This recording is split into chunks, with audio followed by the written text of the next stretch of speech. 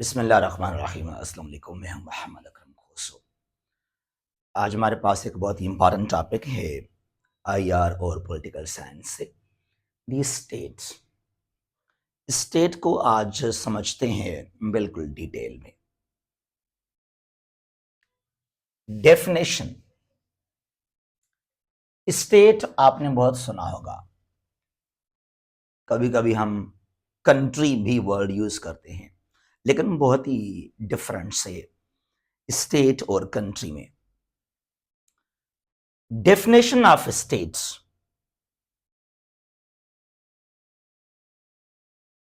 देखिए, इंसान जो है बाय नेचर एक जानवर है, समाजी जानवर। जिस तरह कहा था अरिस्टोटल ने। Aristotle he said man is a social animal. इंसान एक समाजी जानवर है। इंसान के पास सोसाइटी है, माशरा है, समाज है। एक शख्स, एक इंसान डिपेंडेंट है अपने फेलोज के ऊपर, माशरे में। माशरे से इंसान के जो नीड्स हैं, रिक्वायरमेंट्स हैं, वो फिल किए जाते हैं। अब एक सोसाइटी, एक माशरा जहां बहुत सारे इंसान रहते हैं, लोग रहते हैं, अपने नीड्स को अचीव करने के लिए जो मकसद हैं, ख्वाहिशात हैं, उनको हासिल करने के लिए तो इंसान कभी कभी अग्रेसिव बन जाता है। और इंसान अग्रेसिव है बाय नेचर। अब माशरे के अंदर आपके बायोलॉजिकल, आपके सोशल, इकोनॉमिक, पॉलिटिकल जो नीड्स हैं, ख्वाहिशात हैं, इनको हासिल करने के लिए तो इंसान वायलेंट भी हो जाता है। फिर डिस्टेबिलिटी, माशरे में तबाही, तोड़फोड़, बर्बादी, लॉ एंड ऑर्डर का सिस्टम बहुत ही बिगड़ जाएगा, खराब हो जाएगा। तो इसके लिए माशरे के अंदर पीस को मेंटेन करने के लिए, ताकि जो सोसाइटी है, माशरा है, वो ऑर्गेनाइज तरीके से काम कर सके, लोग जो हैं तोड़फोड़ ना करें, पुरअमन रहें, कोई जुल्म ना करें, अग्रेसिव ना हो। तो माशरे के अंदर पीस को मेंटेन करने के लिए, माशरे को स्मूथली चलाने के लिए हमें एक इदारा मिला, उसको हम कहते हैं स्टेट। तो काम क्या है एक्चुअली स्टेट का? State is an organised institute to properly, to smoothly run a society, उसको हम कहते हैं स्टेट्स।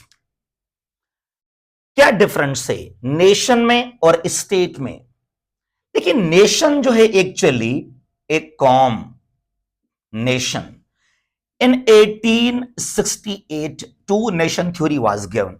अगर हम इंडिया की बात करेंगे, पाकिस्तान की बात करेंगे, दुनिया को छोड़ दें जरा, बहुत सारे हमारे पास दुनिया में एग्जांपल्स मिलेंगे आपको। बड़े सगीर के अंदर in 1868 the two nation theory was given by sir Syed Ahmad Khan कि इंडिया के अंदर दो नेशंस हैं, दो कौमें हैं, the Hindus and Muslims, because of their separate religion, culture, history and way of living. तो एक्चुअली अ नेशन क्या है? A group of permanent people living in a particular area, sharing same culture, history, way of living is known as a nation. State क्या है? Different है। State जब एक nation को, एक कौम को अलग टेरिटरी मिल जाए, यहां पर क्या? A group of permanent population living in a particular area. यहां पर क्या होगा? People living in a well defined area. आपके पास बाउंड्रीज मिले हैं, ये आपका टेरिटरी है, आपकी गवर्नमेंट है, तो फिर उसको, वहां पर आपकी सॉवरेंटी हो, तो वो फिर स्टेट कहलाता है। और स्टेट जो है वो इंटरनेशनल कम्युनिटी का एक हिस्सा बन जाता है। अच्छा जी, तो पहले से ही हम नेशन थे बड़े सगीर के अंदर, और पाकिस्तान स्टेट बना जब इंडिया के मुसलमानों को एक वेल डिफाइंड टेरिटरी मिला, एक लैंड मिला, उनकी अपनी गवर्नमेंट, सॉवरेंटी तो पाकिस्तान बन गया। 47 में एक स्टेट बना मुसलमानों के लिए। अच्छा जी, फिर यहां पर है कि एलिमेंट्स ऑफ स्टेट्स, स्टेट के 4 एलिमेंट्स हैं। ये सवाल पूछते रहते भी हैं एमसीक्यू टाइप क्वेश्चंस के अंदर भी कि कितने एलिमेंट्स हैं एक स्टेट के अंदर। 4 elements. Number 1 population, people. Number 2 territory और लैंड, टेरिटरी और लैंड। Number 3 government.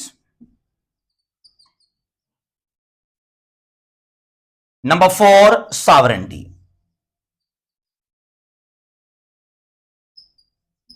जरा इनको समझते हैं। Population, a permanent population, a permanent population. Actually क्या है, दुनिया में वो आबादी नहीं कि कुछ साल पहले, 10 साल पहले, 15 साल पहले, 20 साल पहले कहीं से लोग आ गए एक एरिया के अंदर, फिर उन्होंने एक कौम बनने की डिमांड की। नहीं, वो लोग जहां पे वो रहते हैं कई सदियों से लेकर। तो अ परमानेंट पॉपुलेशन लाजमी होना चाहिए, sharing same culture, history, way of living. अब इसमें कोई हार्ड एंड फास्ट रूल नहीं है कि वो लोग कितने होने चाहिए। अकॉर्डिंग टू प्लेटो, प्लेटो ने कहा था, दुनिया में पहले थे सिटी स्टेट्स। बीसी के अंदर हजारों साल पहले की बात है, वो सिटी स्टेट्स, एक शहर वो स्टेट था पहले। तो ये कहा था प्लेटो ने कि 5040 लोग होने चाहिए एक स्टेट के अंदर, यानी कि एक सिटी स्टेट के अंदर। उसके बाद अरस्तु ने कहा था कि 10,000 से ज्यादा लोग होने चाहिए या इतने लोग होने चाहिए। तो कोई भी रूल नहीं है कि इतने लोग हों, इससे ज्यादा कम ना हो। आजकल आबादी के लिहाज से आप देखें जरा, एशिया के अंदर मालदीव्स, सिंगापुर, ब्रुनाई, या यूरोप के अंदर मोनाको, एंडोरा, वेटिकन सिटी, लिechtenstein, या कैरेबियन के अंदर Saint Lucia, Trinidad and Tobago, Dominica, Dominican Republic, या इवन जो है जो साउथ अमेरिका है वहां पर, तो सुरीनेम है, ओशनिया में कोई पाबंदी नहीं है। या इंडिया को आप देख लीजिएगा, दुनिया में 1.5 बिलियन, ऑलमोस्ट 1 अरब 50 करोड़ की इंडिया की आबादी है, 1.5 बिलियन तकरीबन। तो कोई भी जो है हार्ड एंड फास्ट रूल नहीं है कि इतनी पॉपुलेशन हो, बस आबादी हो, पॉपुलेशन हो, they should be permanent population.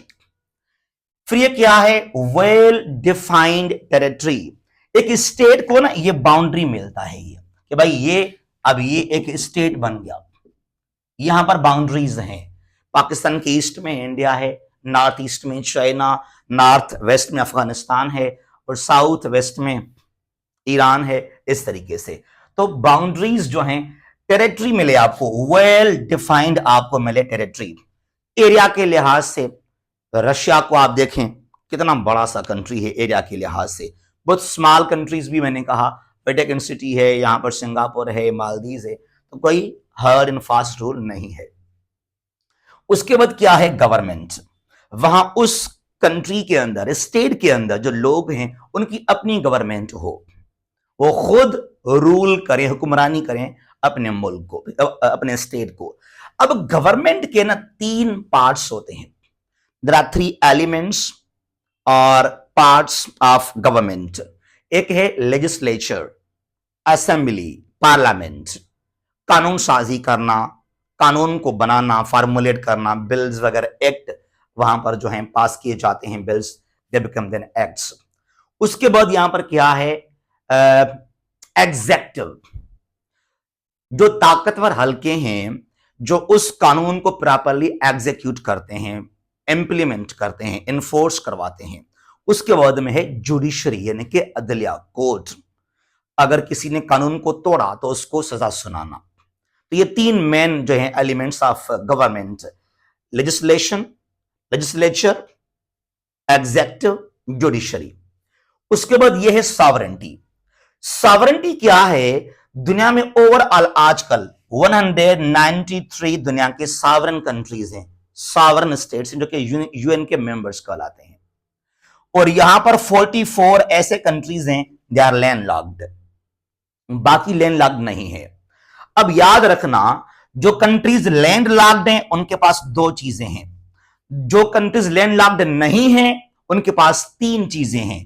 Pakistan को आप देख लीजिएगा, हमारे पास तीन चीजें हैं। इंडिया को आप देख लें, चाइना है, जिनके पास समंदर लगता है, उनके पास तीन चीजें हैं, उनके अपने एसेट्स कहलाते हैं। एक लैंड टेरिटरी, ये टेरिटरी है लैंड, जमीनी हुदूद। उसके अलावा फिजाई एयर स्पेस, ये दोनों जो एसेट्स हैं ये सब के पास हैं। 193 कंट्रीज के पास अपना लैंड भी है, उनके हैं फिजाई हुदूद, एयर स्पेस।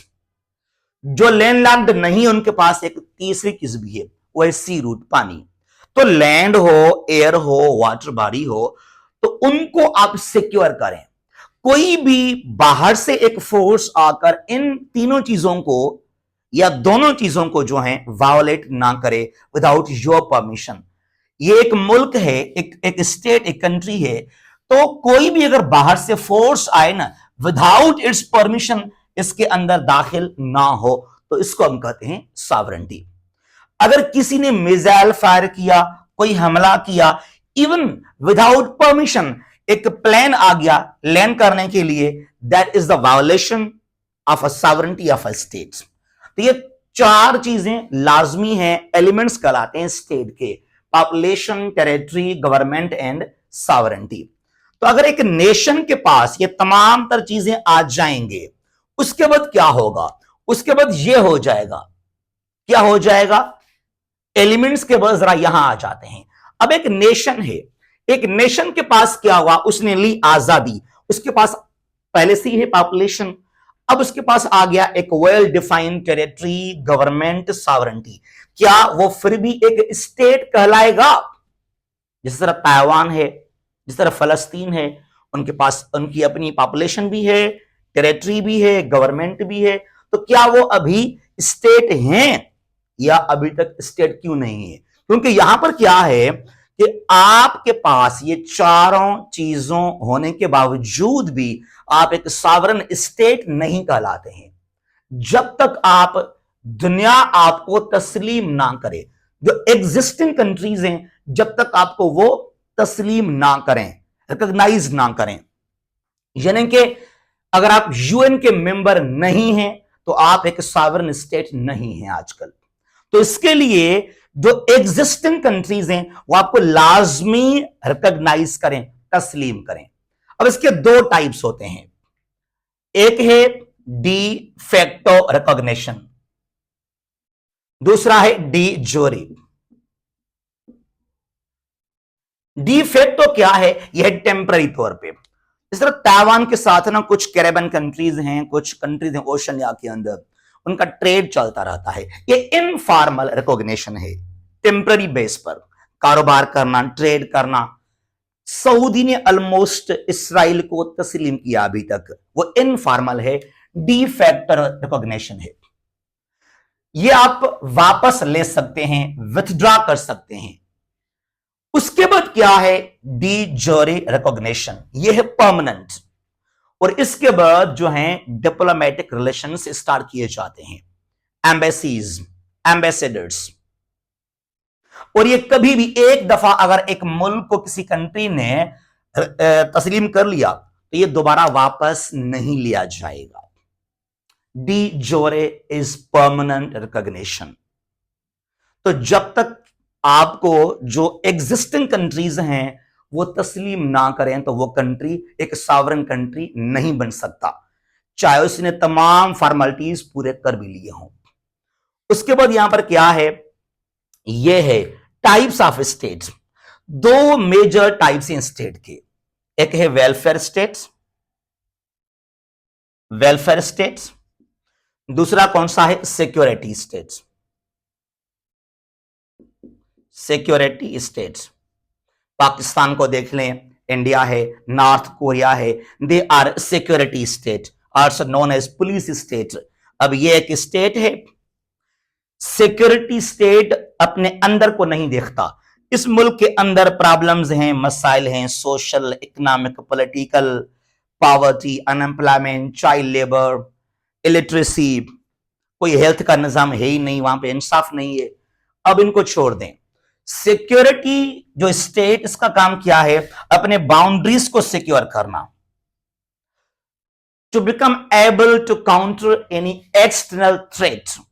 कोई और कंट्री मेरे ऊपर हमला ना करे, अटैक ना करे, इसके लिए अपने सिक्योरिटी को, अपने फौज को, डिफेंस को स्ट्रांग करना है।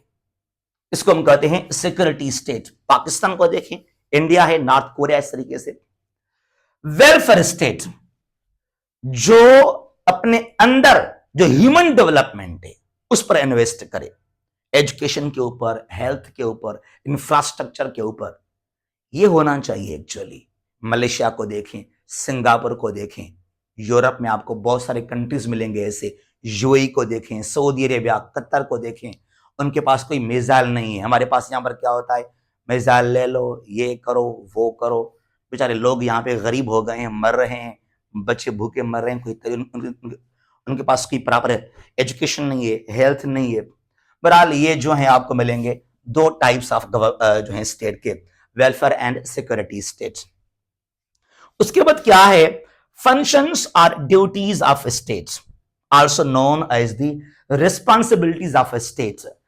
क्या एक स्टेट के क्या रिस्पॉन्सिबिलिटीज हैं? देखें जरा, justice, education, employment, economic security, लोगों को फंडामेंटल राइट्स देना, फंडामेंटल फ्रीडम्स देना, इंसाफ, एजुकेशन, हेल्थ, इकोनॉमिक डेवलपमेंट हो, इंफ्रास्ट्रक्चर हो, रास्ते हो, सड़कें हो, ये फंक्शंस हैं, ये ड्यूटीज हैं, ये हैं एक स्टेट के रिस्पॉन्सिबिलिटीज। लोगों को इंसाफ देना, एजुकेशन देना, हेल्थ देना, प्रॉपर इंफ्रास्ट्रक्चर डेवलपमेंट हो। ठीक है जी। अब यहां पर क्या है? राइट्स। अब ये तमाम लोगों के राइट्स हैं, शहरियों के हुकूक हैं, राइट्स हैं।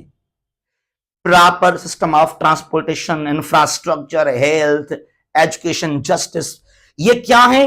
ये स्टेट के ड्यूटीज हैं, फंक्शंस हैं, रिस्पॉन्सिबिलिटीज हैं, और ये राइट्स कहलाते हैं। The rights of people, we deserve this all things from our state. फिर अपने स्टेट के भी क्या हैं? राइट्स हैं, जो लोगों के ड्यूटीज कहलाते हैं। अब कौन से राइट्स होंगे एक स्टेट के? हम क्या दें पाकिस्तान को? शहरी, हम टैक्स पे करें, बिजली के बिल हैं, टैक्स उनको हम पे करें, बिजली हम चोरी ना करें, गैस का चोरी ना करें, लॉ को प्रॉपरली हम फॉलो करें, ठीक है, तोड़फोड़ ना करें, गद्दारी ना करें, मुल्क के साथ लायल हों, वफादार हों, मुल्क के बेहतरी के लिए काम करें। ये क्या है? ये हमारे ड्यूटीज हैं और ये स्टेट के राइट्स हैं। तो ये है आज का हमारा टॉपिक अबाउट द स्टेट। जहां भी खुश रहें। अल्लाह हाफिज।